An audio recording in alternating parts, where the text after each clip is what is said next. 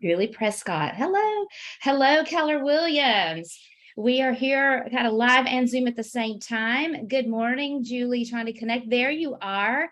So what's going to happen, you guys, is we're here on the screen, and anyone who watches live that's not in the Zoom room can just see us. So you are superstars right now. Put a little star up on your door because you are a rock star today, and I appreciate you joining me on Zoom. I may have to pause and let people in. I'm excited. When I went and I decided how many things we would talk about, how many pages, it didn't seem like a lot of pages, and wow, there was so much in those pages. So I'm not going to read you the book, obviously, and you're like, thank you, Jesus, for that. But I wanted to get started, and the first one the first thing that I did, we talked about the introduction and the preface to the book, and the reason for Gary's doing the Millionaire Real Estate Agent book is to get you to aim high. So I hope you at least took that nugget away from the front. And starting with part one, charting the course. Have you guys been able to read that in advance? You may have already read it before. But I want you to pop in and give your thoughts around some of the concepts as we move through it. Is that okay? That's great. Okay, perfect. So charting the course, I found it very interesting. The first thing that it says is, I must create a system or be enslaved by another man. Did that resonate with you at all? What does that mean to you? Well, what I've been doing, and we'll jump in, what I've been doing is I made it through the one thing on audio this morning, and I started back over. And it, just that has been resonating with me. I did download, guys, you can download the Millionaire. The MREA book is a little more expensive. It was $16.99, I think, on books. But anyway, I really have enjoyed doing that in my car, listening to it, because I think it can capture me more. But the biggest thing, I'm going to go back even to that, starting this, I think will help me so much more than when I have read it before or done something in a class with it before, is concentrating on one thing. And right now, I just say all that to say my one thing this morning for this number of minutes is to concentrate on this, what we're going over right now. I love that. And if you ever see Business by the Book show up as a class, usually it's a regional class. I took that one time, and it marries the one thing and the Millionaire Real Estate Agent together in a class. It was really, really good because, of course, you need focus first to implement models and systems. So I love that. That statement kind of meant to me personally as well, that when we don't say yes to what we're supposed to be doing, we say yes to other things, and it might not necessarily be someone else's system, but it's someone else's agenda. So that could be their system that I'm popping into and not getting mine done. So will you be enslaved to somebody else's time lot? And that resonates when you look at the one thing, for sure. What I found interesting is that Gary, in this particular section, really just wants us to hear that he is a real estate agent living large. And often when I go to events with the region or with Keller Williams International through the leadership team, they tell us all the time that the office runs it like a mega agent, and a mega agent is someone really running a high level business, right? It's because we are in the business of sales, and we are in the business of running a big real estate office. So when agents model what we do, profit and loss, leverage, all the things, they are modeling. We're a big agent, right? And so I love that he said that, because he said that what he thought about himself and what others thought about him were two different things. There was a gap in the middle, and he didn't realize that people didn't think of him as a real estate agent, a salesperson, when he showed up at events to talk to them. So I love that he said he was living large, and that he wants us to know that he is for us as an agent. And also mastering the game. I thought that was interesting, that there's their game, your game, and the game. What did you guys think about that piece?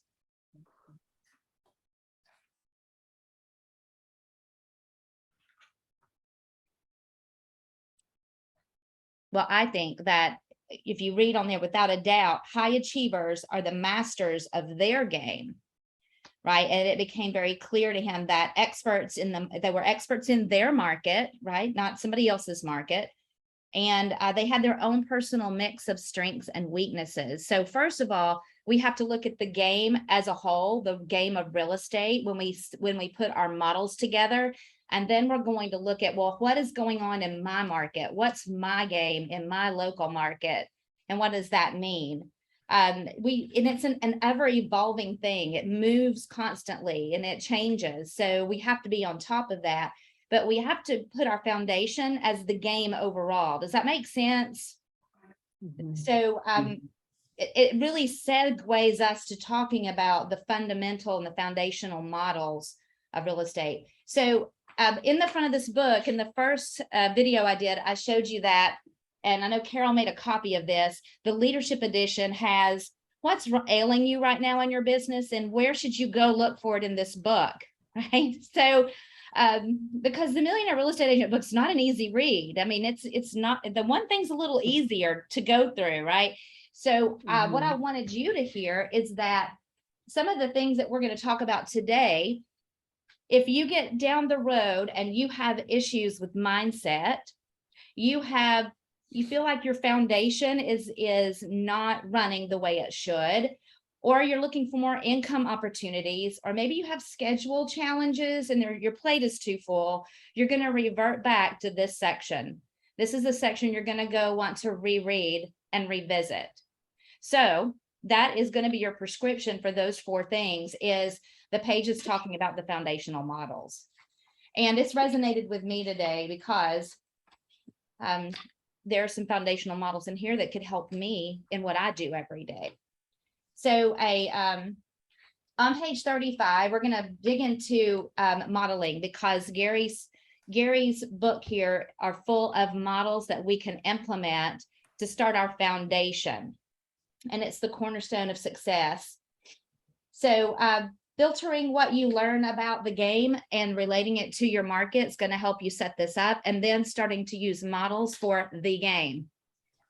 So there are some things that you should think on that are the cornerstone for success. And this really impacted me. I highlighted it previously when I read this, and I wrote "wow" next to it, just so you know. So this was Gary Keller. He said, the 2 events in my life that changed my thinking and what I believe in person is capable of achieving through God-given talents alone. The first one was when a Baylor professor chided a certain cavalier young student, which was him, and saying, son, you're not the first person who wanted to have a successful career. You're not the first person to have dreams you want to fulfill. You're not the first person to want to be the very best you can be in life. You need to realize that people have lived before you, and you might be wise to slow down for just a second and figure out what they learned on their journey before you start your own. So he said, I listened attentively and thought I understood what he was saying, but I wouldn't really hear it for almost a decade.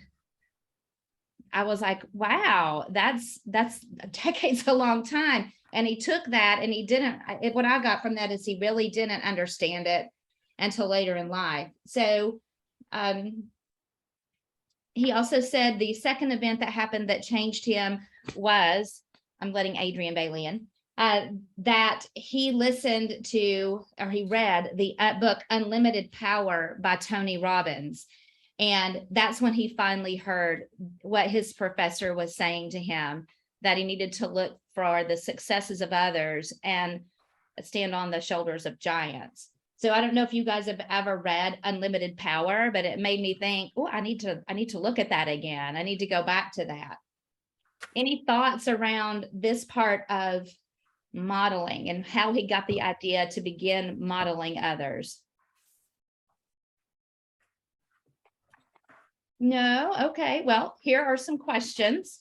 On page 36, he said that there are several questions that made him feel like that what he was learning was worth sharing, and how he got an epiphany. And he said some of our success comes from natural ability and sheer hard work, and very entrepreneurial. And you've heard that word before. Modeling and systems becomes purposeful. So success leaves clues. Actions are the source of all results. And so that's where modeling comes in.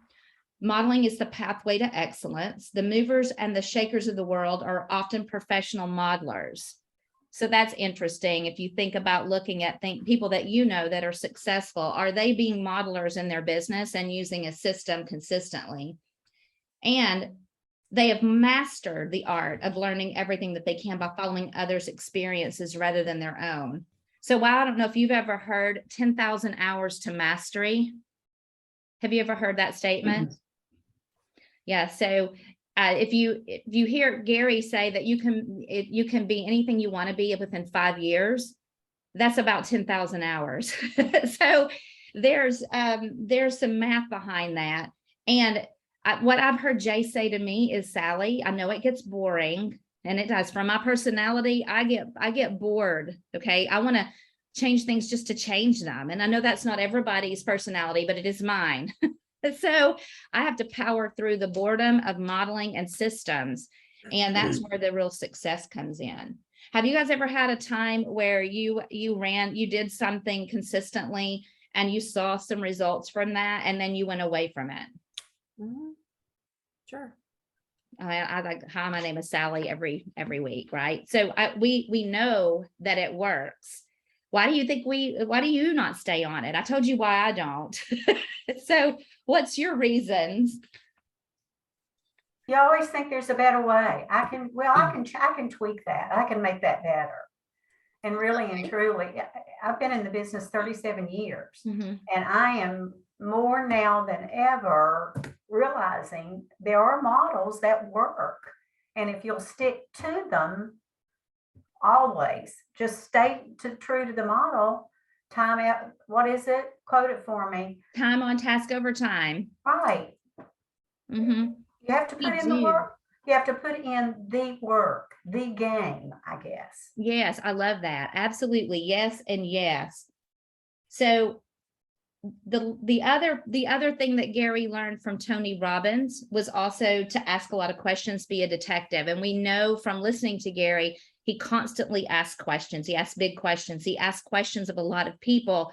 And that is why we have this book, because he chunked it down what he learned from others that had been successful in the business. So what I like what you said, Carol, because on page 37, you guys saw a triangle that has the base of it is stable and on the bottom, it says models, and then it has creativity on the top. And I think that goes back to wanting to change things or find something that you think is better.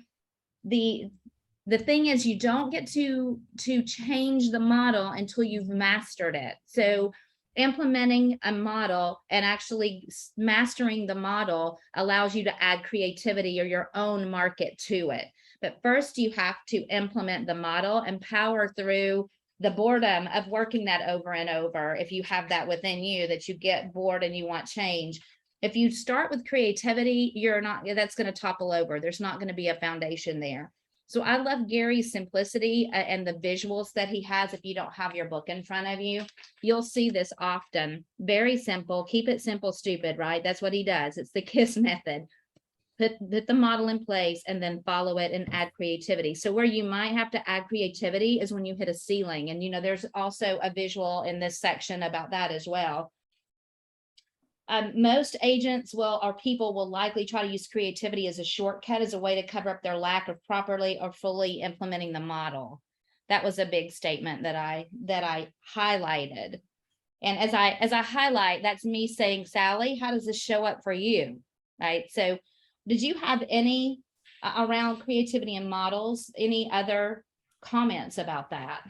Yeah, one thing for me, I've been in the business now 3 years or a little over 3 years. And so I spent a lot of time in corporate America and in private business and different things like that. And I think sometimes for me personally, it's been a little hard to shift to the mindset that you always have to be willing to change.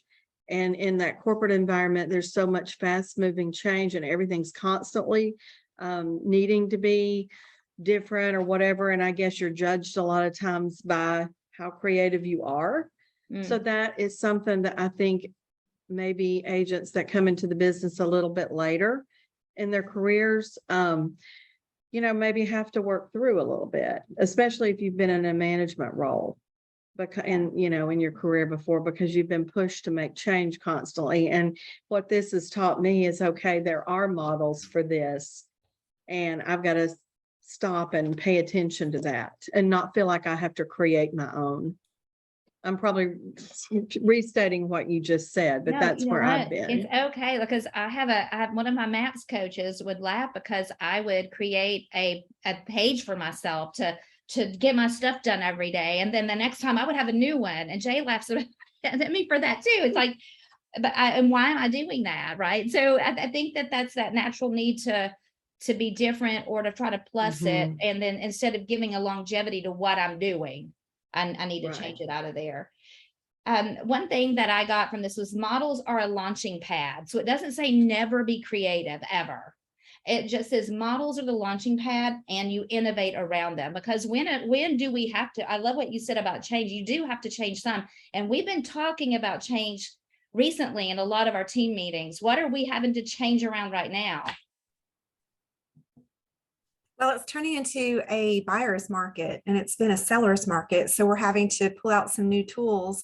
And for me, being in the business a little bit over a year, it's going to be something completely new. So I'm already having to shift my thinking.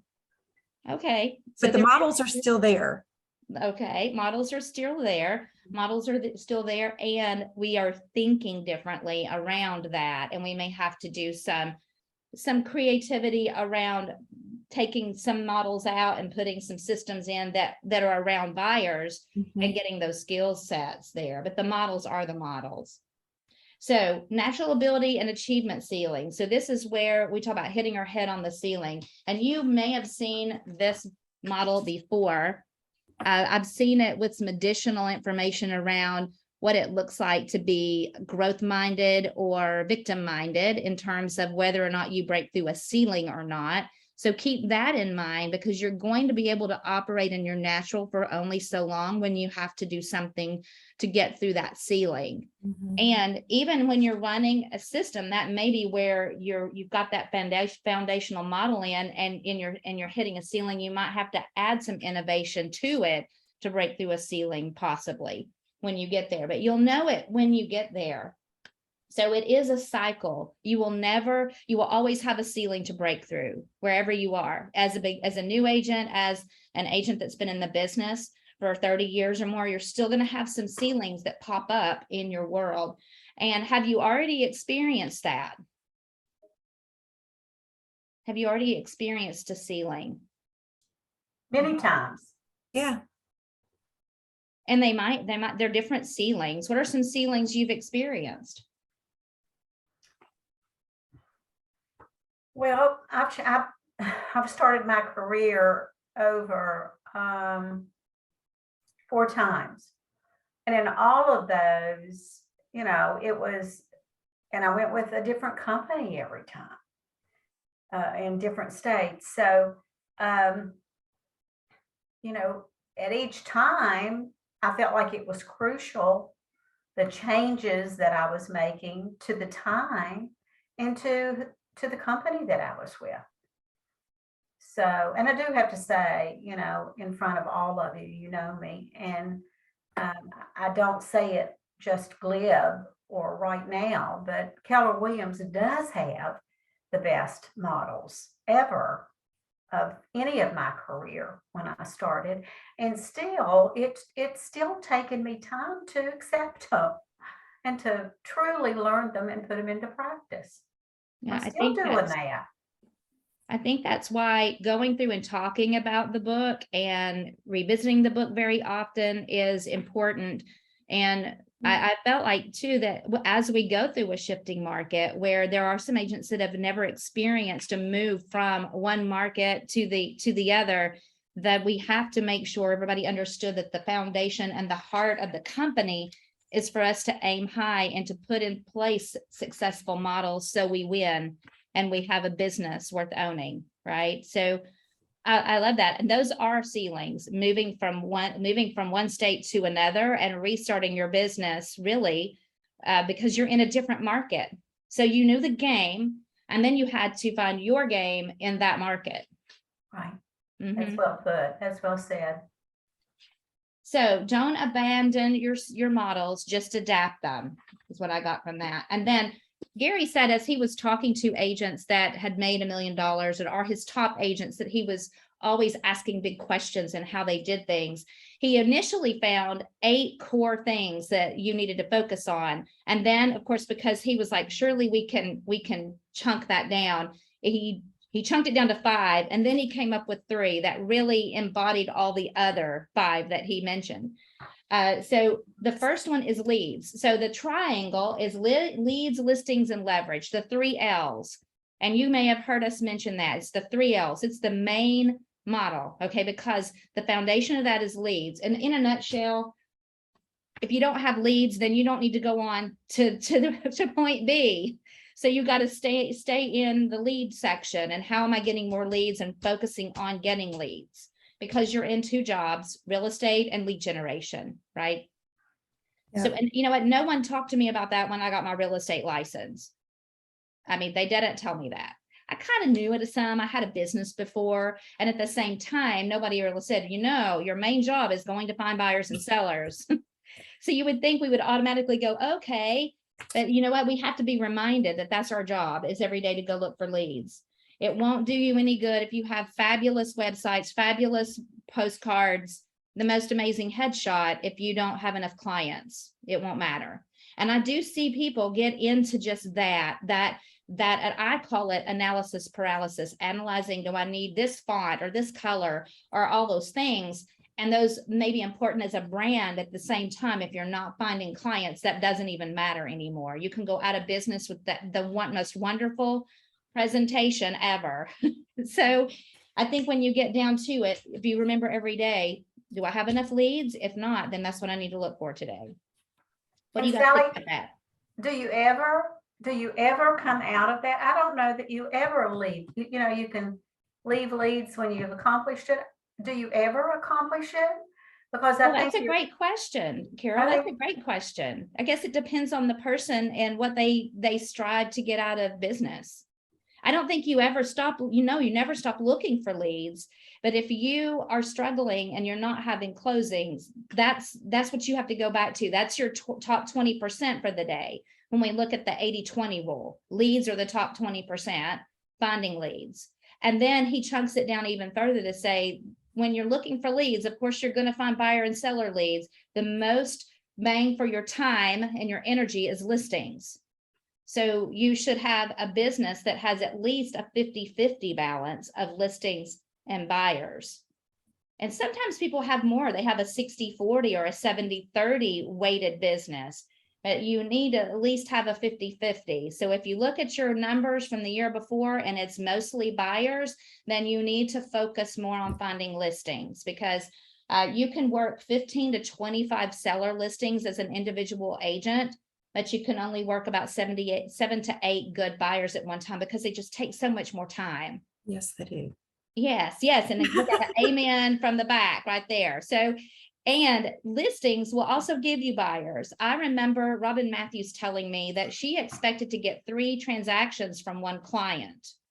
And it might be their listing, a referral if they weren't staying in town, and definitely a buyer off of the listing.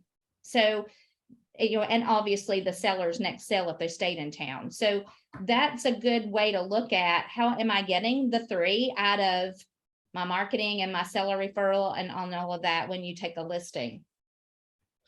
So focusing on that's important. And what I highlighted too, and this is between listings and leverage, Gary said when he got his real estate degree, no one told him he had to lead generate. So, and of course he did, but he said it became clear that I wasn't any good at lead generation. I thought that was very interesting that he said that. And no one would ever know what an educated and knowledgeable real estate professional I was. It was time to face the facts. To succeed as a professional in real estate, I had to learn to generate client leads. So I posted Gary in the box last night. And y'all, people make fun of that, but it is absolutely gold. If you didn't watch it, it's 15 minutes and it's a younger Gary. And he talks about how he set up his lead generation and following up with clients. And it's a great way to understand when we put our database on technology, what it really is doing by doing it that way. So I'm not telling you, you have to go out and get a card file box and kick it old school. I had a card file box working for Silla owners, exactly like Gary Keller's. It worked well. It What worked did you well for say to them. watch? I'm sorry, What did you say to watch? Gary and the box. Gary and the box. Yeah, you can find it on YouTube. I did post the YouTube link in our closed Facebook group last night. It's about 15 minutes. It's really good. It makes you go, gosh, that's so simple. And he said that, and he mentions technology. So it's not so ancient that there was like, I'm flipping through a Rolodex and I don't have a technology. He's saying, this is how you understand the importance of it and learn the habit if you want to do it this way. And then you put it in technology. So you guys may be kicking your database 150% right now, but it's a really good video. All right. And then the last one of the 3 L's is leverage. And this is where, Carol, when you said, is there ever enough? Well, you're always going to look for leads, and you might have to be able to keep doing that. You might have to have leverage when your business gets big. So because you'll be doing so many things that aren't in your 20%, you're going to have to hand some things off. You're going to start, I told you, if you start focusing on listings, you're going to get extra buyer leads. You're not going to be able to run all of that when it takes so much time and you can only work 7 to 8. That's the design of why people have showing assistants or buyer's agents come into their business, because they want to focus on getting more leads, and they just can't serve all of them. They can't service the clients that they have. So that's the last piece, time versus money. Sometimes you want to trade some money off to have set back some time, or you might want to have extra money, and that's the way you do it. So that's the last piece. And you don't focus on that until you actually have enough leads and listings. And I hear people say all the time, I want to form a team. I want to form a team. And they don't have the production to support taking care of somebody else and making sure that they are successful. Remember, it's win-win or no deal. We can have success through others, but it doesn't make sense to put that piece in before you have mastered the leads and listings part. And I think too, having enough leads consistently, not just having a moment or a period of time where you have you're so busy that you feel like you can't keep up. I think it's also, you have to be consistent, because then you can't help feed somebody. True. And Adrienne, I think that as you go through having that, then I think all problems are a way for us to set up a successful system around it. When we have someone that's upset, a client or anything like that, then we can go back to look, how is our service going with those clients? So those are the 3 core issues that drive a real estate business are leads, not enough leads, not enough listings, not enough leverage. So you always go back to that. And here's the questions you can ask yourself.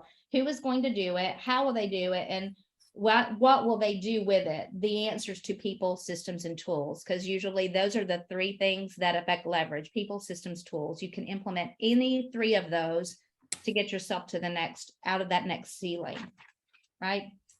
So really quickly, because we're running out of time, I want to keep you all day. The 4 stages of growth and the path to $1 million is going to be thinking $1 million, earning $1 million, netting $1 million, and receiving $1 million. And since the writing of this book, Gary has added giving $1 million. So, I mean, that's like Oprah Winfrey level, right? Give $1 million away, and you can. And first, it starts with how you think. So what limiting beliefs are you holding on to? And through the first part of this book, it's mindset. And Gary says, if you can't think first, if you can't really wrap your head around think $1 million, you're going to stay small in business. So just marinate right there at thinking $1 million. And what does that look like?